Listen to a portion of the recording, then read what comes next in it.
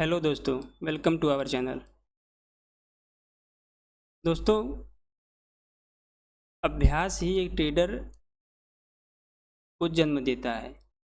आप जितना ज़्यादा अभ्यास करेंगे उतना ही ज़्यादा आप एक ट्रेडर की तरफ बढ़ते जाएंगे।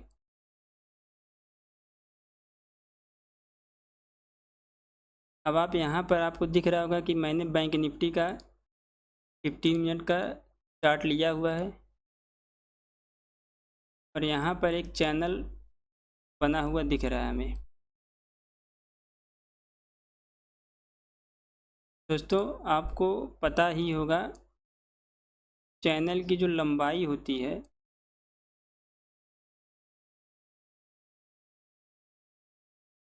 सॉरी इसे इसे हम लोग चैनल की चौड़ाई कहते हैं। ये जो चैनल की मैक्सिमम विड्थ है ये हमारा टारगेट होता है। अगर यहाँ से यहाँ तक की लंबाई की बात करें तो लगभग 2000 पॉइंट के आसपास की दूरी है।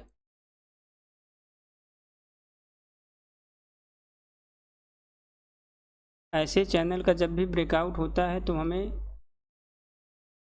एक छोटा सा एसएल या एक बड़ा सा टारगेट देखने को मिलता है। सबसे पहले हमें एसएल के बारे में सोचना होता है। जैसे यहाँ पर अभी मैं आप लोगों को दिखाऊंगा कि जब ये चैनल का यहाँ पर ब्रेकआउट हुआ था, ब्रेकआउट होने के बाद ब्रेकआउट सस्टेन नहीं कर पाया और इसके नीचे आ गया और हमारा यहाँ पर छोटा सा एसएल हो जाता है। क्योंकि हमें पहले ही सबसे पहले एसएल के बारे में ही सोचना है, देन टारगेट के बारे में सोचना है। बीच का कोई भी ऑप्शन हमें नहीं सोचना, क्योंकि अक्सर ये होता है कि ट्रेड लेने के बाद हमारे मन में कई सारे ख्याल आते हैं कि क्या मैं सही हूँ या नहीं हूँ। सबसे बड़ा क्वेश्चन दोस्तों यही आता है ट्रेड लेने के बाद कि मैं सही हूँ या नहीं हूँ। आपको ये सोचने की ज़रूरत ही नहीं है। आपको बस दो चीज़ें सोचना है कि मेरा एसएल क्या है और मेरा टारगेट क्या है। अगर कई बार मान लीजिए यहाँ से ब्रेकआउट ना दिया, फिर अगर यहाँ पर भी ब्रेकआउट सस्टेन नहीं करता, नीचे आ जाता, कोई बात नहीं। एक बार, दो बार, चार बार एसएल जाए दोस्तों चलेगा। लेकिन जब टारगेट की बात हो तो हमारा टारगेट वही होना चाहिए कि चैनल की चौड़ाई ही हमारा टारगेट होगा। दो में से एक ही ऑप्शन होना चाहिए, एसएल या टारगेट। यहाँ पर जब ब्रेकआउट दिया था तो ये ब्रेकआउट सस्टेन नहीं किया तो यहाँ पर छोटा सा एसएल गया और फिर हमने इंतज़ार किया। जैसे ही इस लेवल का ब्रेकआउट दिया से कॉल बाई कर लिया। हालांकि हमने वन लॉट में बाई किया हुआ है। और कॉल की बात करें तो मैंने 50,300 की कॉल बाई किया, जिसकी एक्सपायरी 19 को है।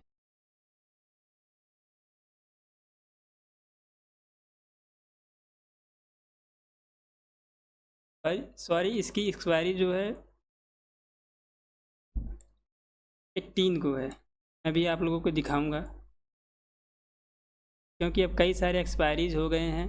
बैंक निफ्टी की अलग एक्सपायरी चल रही है, निफ्टी की अलग एक्सपायरी चल रही है, फिर निफ्टी की अलग एक्सपायरी चल रही है, सेंसेक्स की अलग एक्सपायरी चल रही है।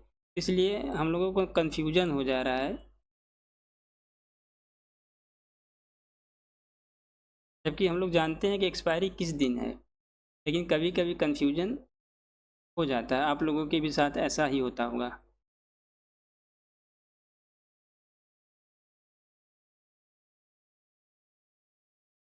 दोस्तों ये चैनल का ब्रेकआउट किया मैंने 52,300 का कॉल बाई कर लिया, जो कि वन लॉट में था।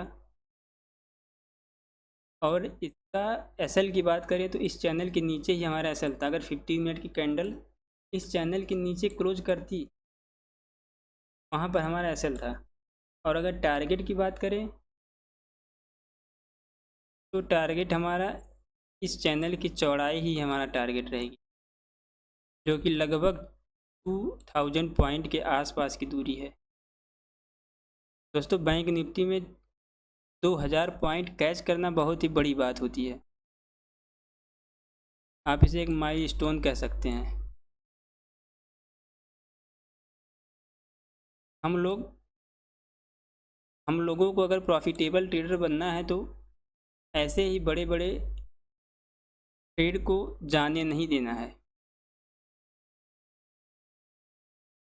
क्योंकि पहले से ही हमें सोच लेना है एसएल हमारा क्या है और हमारा टारगेट क्या है।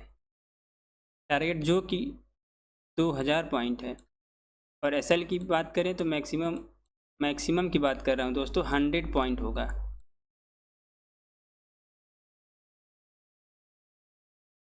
या मान लीजिए एक्सपायरी से पहले पहले 52,300 के ऊपर नहीं बैंक निफ्टी, तो हमने जितने भी कॉल में प्रीमियम दिया हुआ वो प्रीमियम ज़ीरो हो जाएगा। तो हमें यहाँ तक का सोच के चलना है, क्योंकि दोस्तों ऐसे ट्रेड में हमें ऐसे ही सोचना पड़ेगा। इतने बड़े ट्रेड में हम अगर ऐसे नहीं सोचेंगे तो हम कभी भी प्रॉफिटेबल ट्रेडर नहीं बन पाएंगे।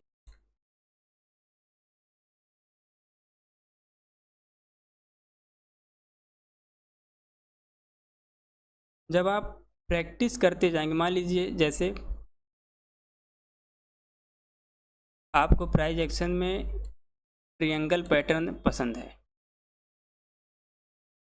ये पैटर्न ऐसे बना हुआ है, बैंक निफ्टी कोई भी स्टॉक या कोई इंडेक्स इसको कई बार सपोर्ट दिया है,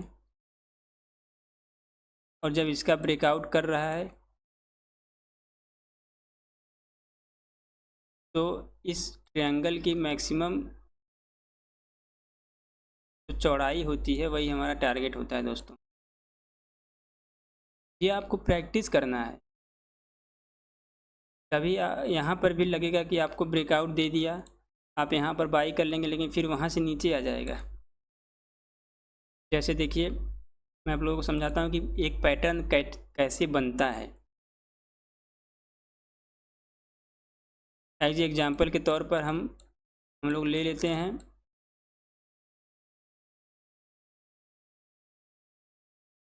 ट्रायंगल पैटर्न ही ले लेते हैं, क्योंकि दोस्तों ट्रायंगल पैटर्न ये बहुत ही इजी वे में से ट्रेड कर सकते हैं। इसका टारगेट बहुत ही बड़ा होता है, क्योंकि ये ट्रायंगल पैटर्न मेरा फेवरेट पैटर्न होता है। जैसे बैंक निफ्टी या कोई भी इंडेक्स या स्टॉक जब यहाँ से मान लीजिए ऐसे गया और यहाँ से रेजिस्टेंस लेकर नीचे आने लगा, देन फिर यहाँ से रेजिस्टेंस सपोर्ट लेकर ऊपर जाने लगा। ऐसे ऐसे एक दो बार जब ये किया, हमें तो इतना क्लियर समझ में आने लगा ये ट्रायंगल पैटर्न बना रहा है।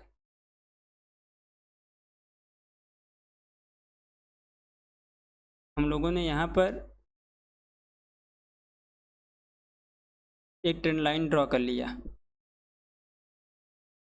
अब ऐसा होगा कि यहाँ से हमें दिखेगा कि हमें लगेगा कि ब्रेकआउट दे चुका है,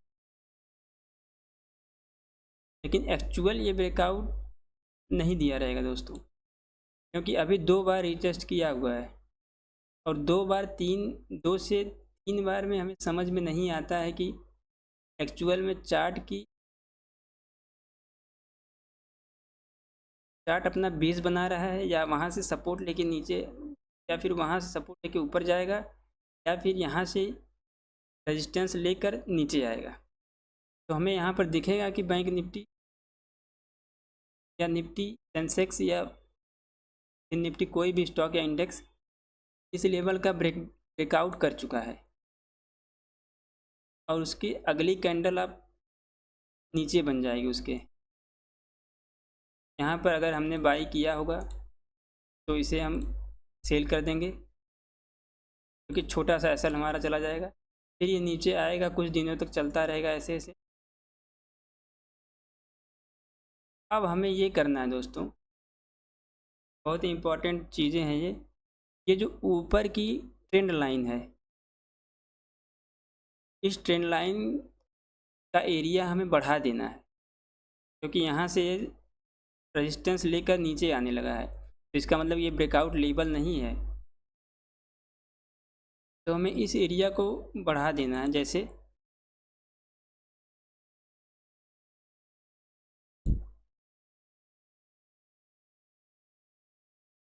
हम फिर से यहाँ से एक नई ट्रेंड लाइन ड्रॉ करेंगे, जो कि ऐसे रहेगी,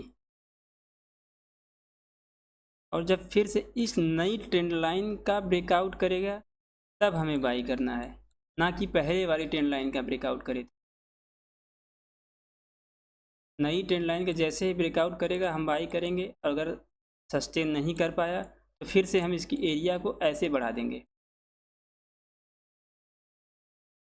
और नेक्स्ट टाइम जब भी ब्रेकआउट करेगा हमारा यहाँ से यहाँ तक का टारगेट हमें आसानी से मिल जाएगा।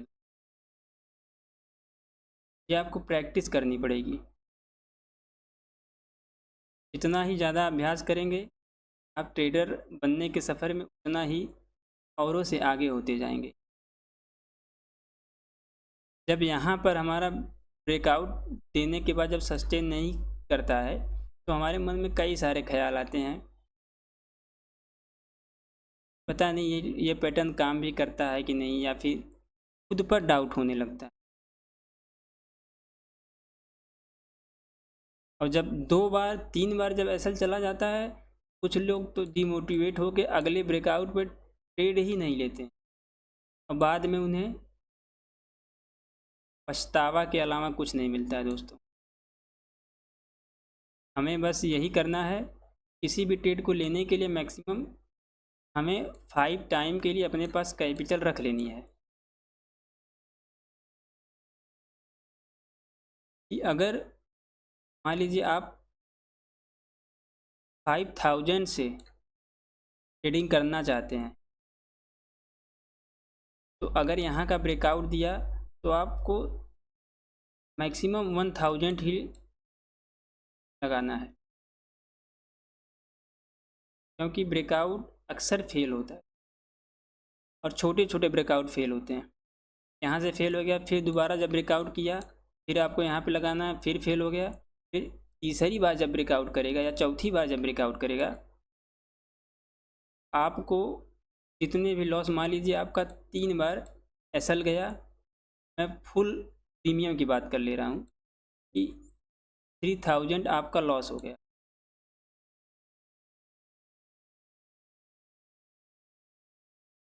और जब 4th बार जब ब्रेकआउट करेगा दोस्तों, तो ये इस छोटे छोटे एसएल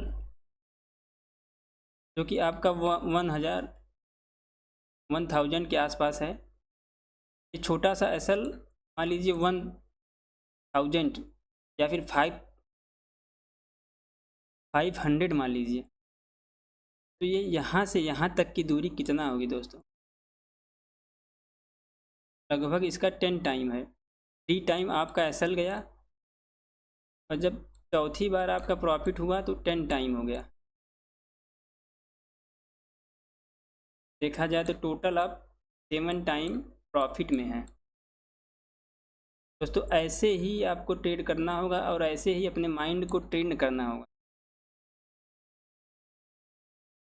तभी आप बड़े प्रॉफिट कैच कर पाएंगे। मैं कभी आप लोगों को अपना ट्रेड दिखाऊंगा कि कैसे मैंने बड़े बड़े पॉइंट को कैच किया है।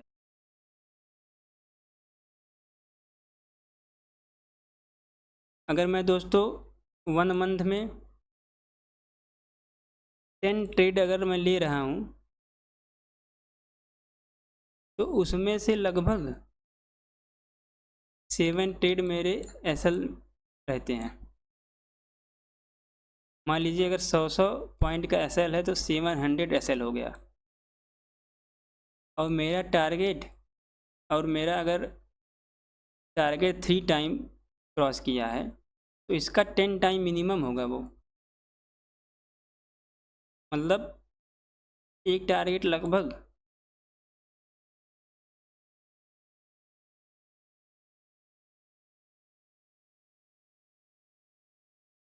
इसका 10% अगर देखा जाए तो 1000 एक ट्रेड पर प्रॉफिट हो रहा है दोस्तों। और 3 ट्रेड हैं तो हमारा 3000 प्रॉफिट हो जा रहा है। SL 700 profit 3000। ऐसे ही आपको लास्ट में कैलकुलेट होकर समझ में आएगा कि आपकी एक्चुअल प्रॉफिट क्या है।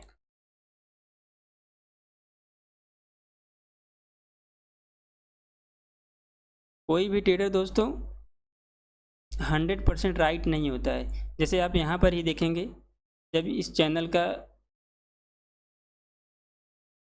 को ये बना रहा था बैंक निफ्टी, तो यहाँ पर ये ब्रेकआउट दिया, ब्रेकआउट फेल हो गया।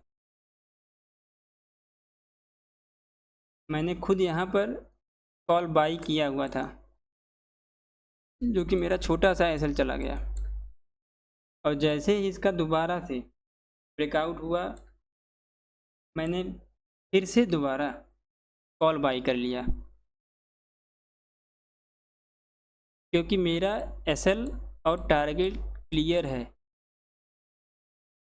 एसएल इस चैनल के नीचे है, चाहे यहाँ से वापस होके जीरो होके नीचे आ जाए चलेगा, ज़्यादा से ज़्यादा जीरो हो सकता है दोस्तों।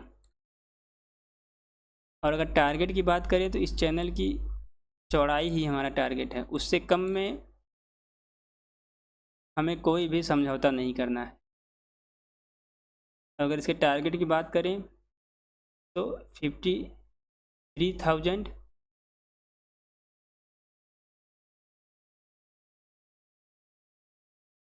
के आसपास दोस्तों जा रहा है हमारा टारगेट है, या उससे भी ऊपर 53,300 के आसपास जा रहा है। तो मिनिमम हमें 53,000 तक वेट ही करना है,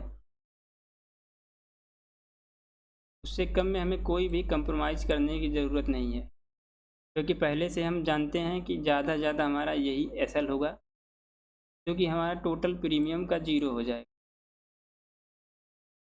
और अगर टारगेट की बात करें तो इसका लगभग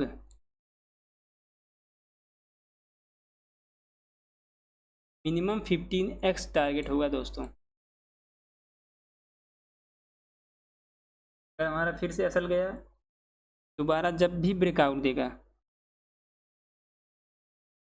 री एंट्री करेंगे दोस्तों, और ऐसा करते ही रहेंगे, क्योंकि हमें अच्छे से पता है कि जब तक हमारा 15 टाइम एसएल नहीं जाएगा, क्योंकि हमारा टारगेट 15x का है, तब तक हम 15 एसएल होने के बाद भी अगर हमारा एक ट्रेड सही हो जाता है तो हम ब्रेक इवन पर आ जाएंगे। और 15 टाइम एसएल देने के लिए आपके पास कैपिटल होना चाहिए। इसका मतलब ये नहीं कि अगर आप पास 5,000 है तो आप 15 टाइम का कैपिटल की व्यवस्था करें या फिर अरेंज करें। आपको इसी में से इसी कैपिटल को 15 टाइम या मिनिमम 10 टाइम तोड़ देना है, लगभग 500 है, तो आपको यही एसएल लेना है। इससे ज़्यादा एसएल आपको लेने की ज़रूरत नहीं है।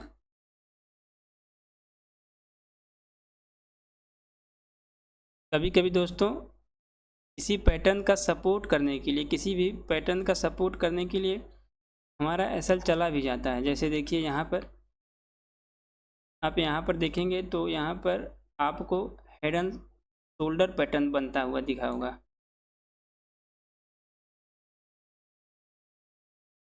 और यहाँ पर भी हेड एंड शोल्डर पैटर्न बना, जिसका ब्रेकआउट भी किया, लेकिन ब्रेकआउट सस्टेन नहीं कर पाया। फिर से ब्रेकआउट किया, फिर भी ये ब्रेकआउट सस्टेन नहीं कर पाया, क्योंकि बैंक निफ्टी इस चैनल के अंदर फंसा हुआ है। और अगर यहाँ से ब्रेकआउट करने के बाद बैंक निफ्टी नीचे आ जाता है, तो हमें ये ट्रेंड लाइन बदलने की ज़रूरत है, ना कि खुद को बदलना है। हमें खुद को नहीं चेंज करना है कि नहीं ये पैटर्न काम नहीं करता, या फिर ये पैटर्न ख़राब है, या फिर शेयर मार्केट जुआ है। हमें तो काम करना है तो सिर्फ एक चीज़ पर काम करना है कि इस ट्रेंड लाइन को ही चेंज कर देना। जैसे आपको यहाँ से ट्रेंड लाइन ड्रॉ कर लेनी है,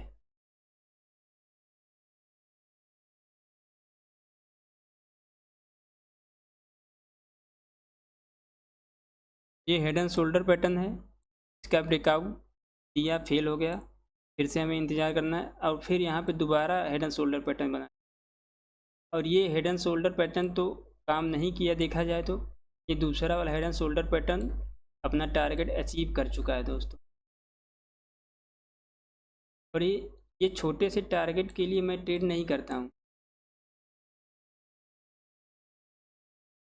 जबकि ये छोटा सा टारगेट नहीं है, ये लगभग 600 के आसपास का लेवल है। लेकिन दोस्तों हम एक ऑप्शन बायर हैं।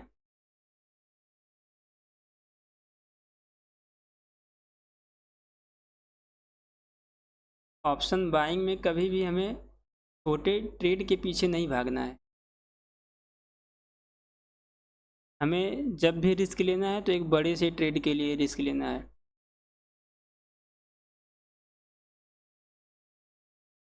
और अगर आप मान लीजिए कि ये ब्रेकआउट फेल हो जाता है,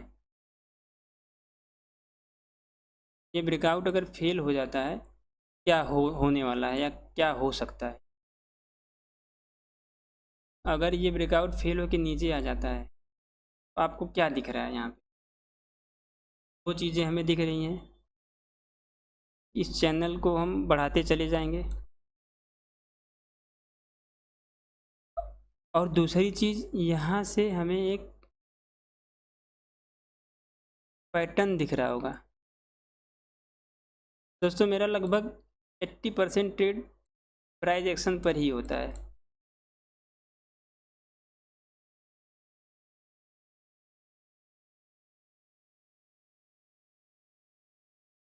आपको यहाँ पर एक चैनल या फ्लैग एंड पोल पैटर्न बनता हुआ दिख रहा है। अगर इसके नीचे आ गया तो अगर इसके भी नीचे ब्रेक डाउन कर देता है, तो हम यहाँ पर पुट बाई कर लेंगे, और हमारा टारगेट यहाँ से यहाँ तक का जो पोल है, ये हमारा टारगेट होगा। हमें हमेशा मार्केट को एक न्यूट्रल नज़रिए से देखना है दोस्तों, कि अगर ऊपर जाएगा तो हमें क्या करना है, और अगर नीचे जाएगा तो क्या करना है। और इन दोनों से सबसे ज़्यादा ज़रूरी कि हमें कब क्या नहीं करना है, अर्थात हमें कब कुछ भी नहीं करना है। जैसे जब तक इस चैनल के अंदर, या जब तक इस चैनल के अंदर बैंक निफ्टी फंसा हुआ है, तब तक हमें कुछ भी नहीं करना है। और अगर कब हमें कॉल बाई करने की बात करें, तो कब हमें कॉल बाई करना है। कॉल तो हमारा ये लेवल स्टार्ट हो चुका है। अब दो में से एक होने वाला, पहला तो या तो एसएल हिट होगा, या तो हमारा टारगेट मिल जाएगा, जो कि बहुत ही बड़ा टारगेट होगा। और अगर एसएल हिट होता है तो कब हमें पुट बाई करना है। ये चैनल मैंने आप लोगों को बताया, ये ड्रैगन पोल पैटर्न जैसे ही ब्रेकडाउन नीचे की तरफ देगा, हम यहाँ से बाई कर लेंगे और हमारा टारगेट यहाँ से यहाँ तक की दूरी रहेगी, जो कि लगभग 2100 के आसपास की दूरी है दोस्तों, या इस दूरी के बराबर है।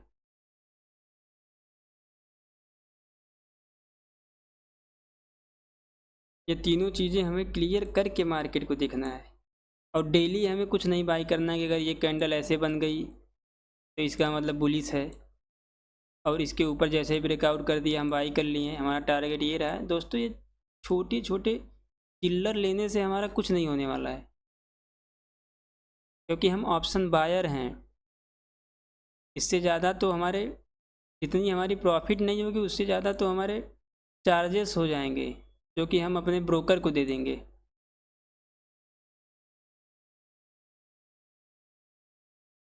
वन परसेंट 2% प्रॉफिट करने से आप ट्रेडर नहीं बन पाएंगे दोस्तों।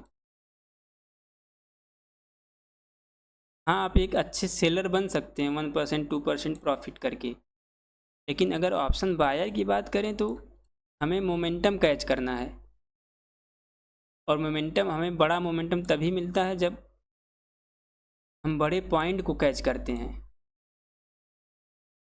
बड़े पॉइंट्स को कैच करने के लिए हमें बार बार प्रैक्टिस करनी पड़ती है, क्योंकि आपको पता ही होगा कि लगभग 1 वीक 2 वीक में एक ऐसा दिन आता है जब मार्केट वन वे रैली करता है, और इसी वन डे को हमें कैच करना है, इस रैली को हमें कैच करना है। अगर मान लीजिए रैली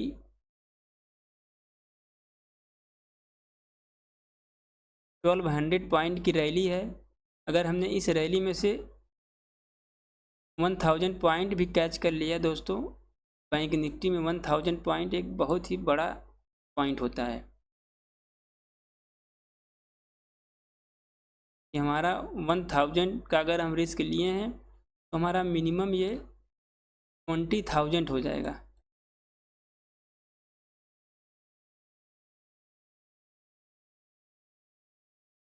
तो हमें ऐसे ही ट्रेड बाई करना है दोस्तों, ऐसे ही ट्रेड का एनालिसिस करना है, और हमें इस पर ही काम करना है।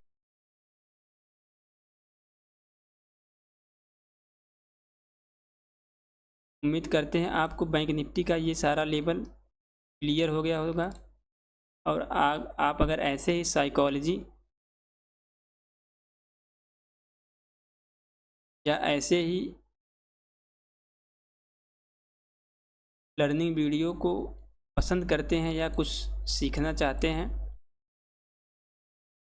तो हमारे चैनल शिवम विश्वा को ज़रूर सब्सक्राइब करें, क्योंकि आने वाले दिनों में हमें बहुत कुछ सीखने को मिलने वाला है दोस्तों।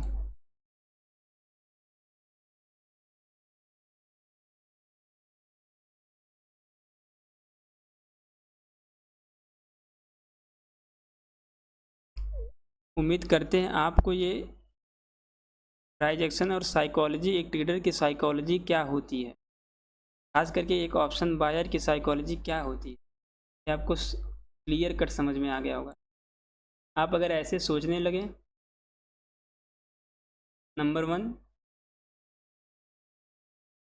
कि हमारा एसएल क्या होगा और हमारा टारगेट क्या होगा, दो में से एक ही दोस्तों होना चाहिए, एसएल या टारगेट। अब बीच में अगर हम यहीं पर सेल कर दें या फिर यहाँ पर सेल कर दें, ना हम इधर के हो पाएंगे ना इधर के हो पाएंगे। 100-200 पॉइंट लेने से आपका कुछ नहीं होने वाला, क्योंकि आप इससे ज़्यादा एसएल पहले ही कर चुके हैं। और नंबर 2 की बात करें,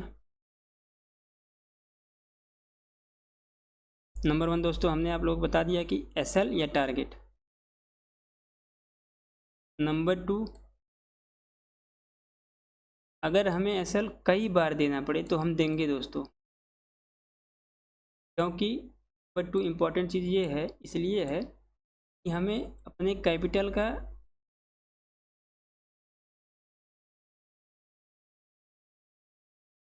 एक ट्रेड में मैक्सिमम 20% ही यूज करना है।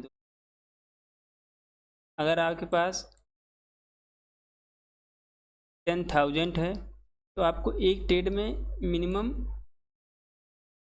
मैक्सिमम की बात करें तो 1,000 का ही रिस्क ले,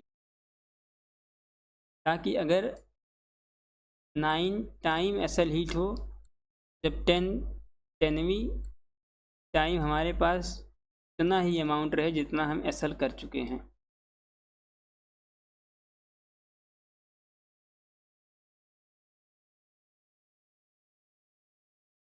या फिर अगर आप ज़्यादा रिस्क लेना चाहते हैं 20% आपके लिए ये ऑप्शन है, क्योंकि 5 टाइम आपका हो जा रहा है। यहाँ पर आप 2,000 का रिस्क लेंगे ताकि आप 5 टाइम ट्रेड करने के लिए एलिजिबल रहें, क्योंकि आपके साथ अक्सर यही हुआ होगा कि आप ब्रेकआउट लेवल को तो समझ गए, आप यहाँ पर एंट्री लिए और छोटा सा एसएल हो गया, आपका लॉस हो चुका। अब फिर दोबारा जब इसके नीचे से फिर जब ब्रेकआउट किया, फिर आपने यहाँ पर बाई किया और फिर आपका एसएल हुआ, 2 टाइम एसएल हो गया। अब 3rd टाइम आपको पता है कि फिर से ब्रेकआउट कर रहा है और आप जानते हैं ये काम कर सकता है या काम करने के चांसेस ज़्यादा हैं, क्योंकि बार बार ब्रेकआउट दोस्तों फेल नहीं होता है।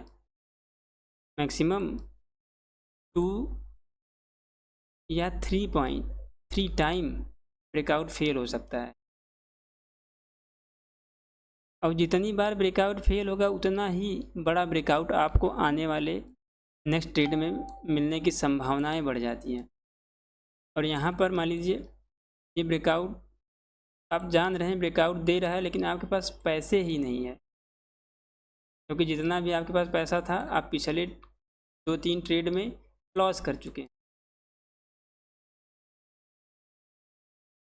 आपके पास फंड ही ना होने के कारण ये आपका बड़ा ट्रेड छूट जाता है दोस्तों, और हमें यही नहीं करना है। उम्मीद करते हैं ये एक ट्रेडर की साइकोलॉजी आपको समझ में आई होगी। अगर कुछ भी लर्निंग यूज के पर्पस से लगा होगा आपको, आप ज़रूर हमारे चैनल शिवम विश्वा को सब्सक्राइब करें और वीडियो को लाइक करें। और अगर कोई भी डाउट है दोस्तों ट्रेडिंग से रिलेटेड, तो आप हमें कमेंट्स कर सकते हैं। हम पूरी कोशिश करेंगे आपके कमेंट्स का आंसर दें या उस पर एक सेपरेट वीडियो बनाने की कोशिश करें, ताकि आपको एक क्लियर कट समझ में आए। तो दोस्तों मिलते हैं अगले लर्निंग वीडियो में, तब तक के लिए बाय बाय।